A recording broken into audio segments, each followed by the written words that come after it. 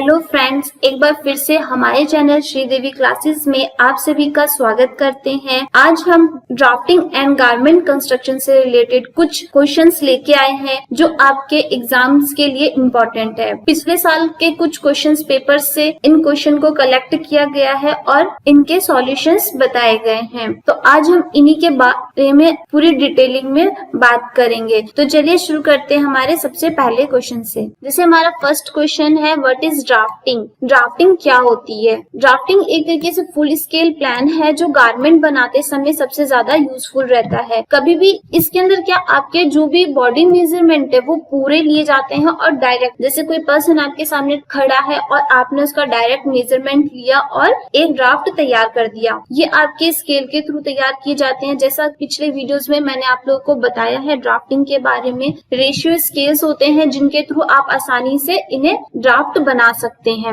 ये आपके पूरे मेजरमेंट को लेकर के तैयार किए जाते हैं और इनके अंदर कुछ फॉर्मूले यूज किए जाते हैं जिनके थ्रू ये तैयार किए जाते हैं और पूरी शेप, फिटिंग्स सब कुछ ध्यान में रखकर ही इन्हें बनाया जाता है। ये आपके फाइल में तैयार किए जाते हैं। जैसे आपकी ड्राफ्टिंग प्रैक्टिकल फाइल होती है, उसके अंदर आपको एक छोटा सा ड्राफ्ट बनाना पड़ता है। ड्राफ्टिंग क्या होती है कि किसी भी डिजाइन को क्रिएट करने के लिए सबसे इजी मेथड होता है कि अगर आपके माइंड में कोई भी डिजाइन आता है और आप उसकी छोटे से स्केल से ड्राफ्टिंग कर देते हैं तो आपके लिए वो बहुत ही इजी हो जाता है उसकी कटिंग करना और उसका पेपर पैटर्न तैयार करना। इसके अंदर कुछ ब्लॉक्स दिए होते हैं जिनके थ्रू आप तैयार कर सकते हैं और जो भी स्लॉपर्स वगैरह होते हैं उनका यूज करके आप इसे तैयार कर सकते हैं। इसकी सिंपल डेफिनेशन ये हो जाती है कि किसी भी डिजाइन को या फिर किसी भी गारमेंट का पूरा मेजरमेंट लेकर के उसको छोटे से आकार में ड्रॉ करना या तैयार करना, वो आपका ड्राफ्ट कहलाता है। ड्राफ्टिंग के लिए आपके लिए अलग स्केल आती है जिसको हम रैशनल स्केल कहते हैं। ये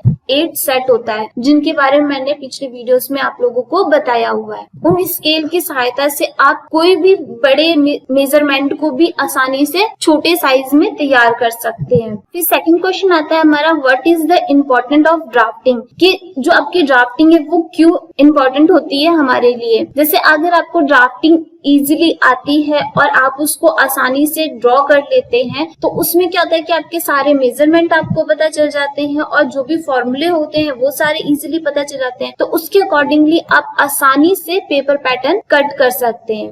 तो आपका फर्स्ट पॉइंट हो जाएगा पेपर पैटर्न बनाने में सुविधा, कि अगर आपको पेपर पैटर्न तैयार करना है पूरे मेजरमेंट से तो आप आसानी से तैयार कर सकते हैं अगर आपने ड्राफ्टिंग की हुई है तो। एक चीज और है कि जो ड्राफ्टिंग होती है वो हमारे ड्राफ्टिंग स्केल से की जाती है, लेकिन जो पेपर पैटर्न तैयार किया जाता है वो फुल मेजरमेंट के अकॉर्डिंग होता है। मतलब आपका इंची टेप का यूज करके पेपर पैटर्न तैयार किए जाते हैं। सेकंड पॉइंट है हमारा, लेआउट और एस्टिमेशन में भी सुविधा हो जाती है कि जैसे अगर आपको लेआउट करना है तो आपको इजीली पता चल जाएगा कि जो आपका डिजाइन है वो कौन सी ग्रेन में कटेगा, कहाँ से ऑन फोल्ड रहेगा। जैसे हमारी ड्राफ्टिंग तैयार होती है तो उसके अंदर हमें सारी चीजें मेंशन होती है कि आपके कितने मेजरमेंट है, कि कहाँ से ऑन फोल्ड है, कहाँ से उसकी ग्रेन लाइन है, कौन से पार्ट कहाँ से कट होंगे, ये भी आपको इजीली पता चल जाता है। और एस्टिमेशन में भी आपको इजी हो जाएगा क्योंकि उसके सारे पार्ट्स की ड्राफ्टिंग हुई होती है तो आप आसानी से उसे मेंशन कर सकते हैं और उसे लेआउट करके कट कर सकते हैं। फिर हमारा पॉइंट आता है डिजाइनिंग में सुविधा, कि अगर आपको कोई भी डिजाइन तैयार करना है उसके कौन से पार्ट कहाँ है, कैसे उनके मेजरमेंट लिए जाएंगे, कैसे उसको कट करना है, ये सारी चीजें भी आपको आसानी से पता चल जाती है। और कौन सा डिजाइन कैसा बनने के बाद शो होएगा ये भी आपको आसानी से ड्राफ्टिंग के थ्रू पता चल जाता है। फिर आता है आपके कटिंग में भी सुविधा। जब भी आप उसकी कटिंग करते हैं तो जैसे आपको अलग अलग पार्ट की ड्राफ्टिंग करेंगे तो आपको सारे पार्ट्स पता चल जाएंगे, कौन से पार्ट कैसे कट होंगे, कहाँ से कट होंगे और किस टाइप से कट किए जाएंगे, वो सारी चीजें आपको ड्राफ्टिंग के थ्रू पता चल जाती है। फिर आता है किसी भी गारमेंट को फिट करने के लिए भी बहुत ही ज्यादा यूजफुल रहते हैं ये। ड्राफ्टिंग में क्या होता है कि आपके कोई भी सीम अलाउंस या फिर मार्जिन वगैरह नहीं रखे जाते, आपके सिर्फ ईज अलाउंस दिया होता है। जैसे आपके हर एक फॉर्मूले लगाए जाते हैं आपके लिए, जैसे चेस्ट का फॉर्मूला हो जाता है 1/4 चेस्ट प्लस 1 सेंटीमीटर या फिर 2 सेंटीमीटर, जितना आप रखना चाहते हैं रिक्वायरमेंट है उस अकॉर्डिंग आप इसके अंदर प्लस कर सकते हैं। उसी तरीके से अगर आपको फिटिंग देनी है तो आप आसानी से जो उसका मेजरमेंट मेजरमेंट दे रखा है ड्राफ्टिंग में, उसी के अकॉर्डिंगली आप उसकी फिटिंग दे सकते हैं। तो जो भी आपकी ड्राफ्ट तैयार की जाती है वो आपकी फिटिंग के अकॉर्डिंग ही तैयार की जाती है, तो वो आपके लिए इजी हो जाता है किसी भी गारमेंट को फिट करने के लिए। फिर होता है आपका टेकिंग मेजरमेंट, कि मेजरमेंट लेने में भी सुविधा हो जाती है कि अगर आपको कोई गारमेंट बनाना है तो ड्राफ्टिंग में हमको क्या पूरा मेजरमेंट पता चल जाता है कि कौन सा ड्रेस में कौन से मेजरमेंट का यूज किया जाएगा। अगर आप डायरेक्ट ड्रेस तैयार करेंगे तो आपको हो सकता है कि प्रॉब्लम्स आए कि इस ड्रेस में कौन से मेजरमेंट जरूरी है, फिर आपको बार बार मेजरमेंट लेने की जरूरत पड़ेगी। अगर आपने ड्राफ्टिंग कर रखी है तो आपके पास पूरे मेजरमेंट पता होंगे और पूरे फॉर्मूले भी इजीली मालूम होंगे, तो आप आसानी से उनकी ड्राफ्टिंग कर सकते हैं और आसानी से उनकी कटिंग भी कर सकते हैं। फिर हमारा पॉइंट आता है व्हाट इज डमी। डमी एक तरीके से मानव शरीर का ही प्ररूप होता है, जो आपके जैसे इसको डॉल भी कह सकते हैं कि एक तरीके से डॉल होती है जिसका यूज आर्टिस्ट करते हैं, tailors, dress makers, window dressers and और अदर स्पेशली मतलब डिजाइनर्स जो होते हैं वो भी इनका यूज करते हैं। जो डमी होती है वो आपके प्लास्टर ऑफ पेरिस से तैयार की जाती है और ये आपके स्टैंडर्ड मेजरमेंट के अकॉर्डिंग तैयार की जाती है। इसमें आपके कोई भी ड्रेस होती है उसको अगर आप शो करना चाहते हैं तो भी आप इसका यूज कर सकते हैं। अगर आप किसी भी पर्सन का मेजरमेंट लेना चाहते हैं तो भी आप इनका यूज कर सकते हैं।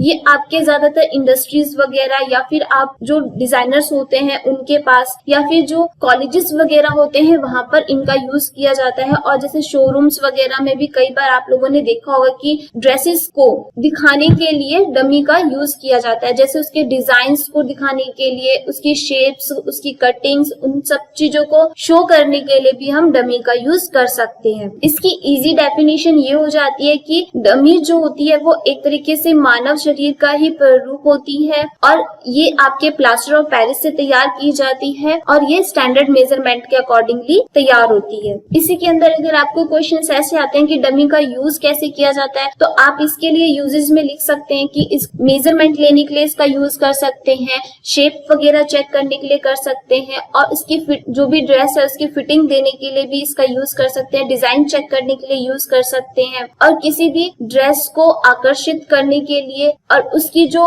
कॉस्ट है उसको बढ़ाने के लिए भी डमी का यूज कर सकते हैं। डमी जो होती है वो फैशन में बहुत ही ज्यादा यूजफुल रहती है किसी भी ड्रेस को शो करने के लिए। फिर हमारा क्वेश्चन आता है what do you mean by estimation of cloth. Estimation of cloth का क्या मतलब है? जब भी हम कोई गारमेंट तैयार करते हैं या फिर कोई डिजाइन बनाते हैं तो हमें पता नहीं होता कि उसके अंदर हमें कितना फैब्रिक चाहिए और कौन से पार्ट कहाँ से निकलेंगे। तो आप एस्टिमेशन के थ्रू आसानी से ये चीज पता कर सकते हैं कि कौन से डिजाइन में कितना फैब्रिक लगेगा और कौन से पार्ट कहाँ से निकलेंगे, उसके ग्रेन कौन कौन से, ये सारी चीजें आपको एस्टिमेशन से पता लग जाती है। अगर आपको पहले से पता है किसी डिजाइन में कितना फैब्रिक लगेगा तो आप आसानी से अपने पैसे को और टाइम को बचा सकते हैं और एक तरीके से जो भी फैब्रिक होता है उसके ऊपर भी आप आसानी से ये चीज पता चल जाती है कि कौन सी लेयर पर और कौन से पार्ट कहाँ से निकलेंगे, कि ऑन फोल्ड पे अगर हमारा फैब्रिक है तो कौन सा पार्ट कहाँ से निकलेगा, कितना कपड़ा वेस्ट होएगा। तो आप जैसे छोटे पार्ट्स होते हैं वो आप आसानी से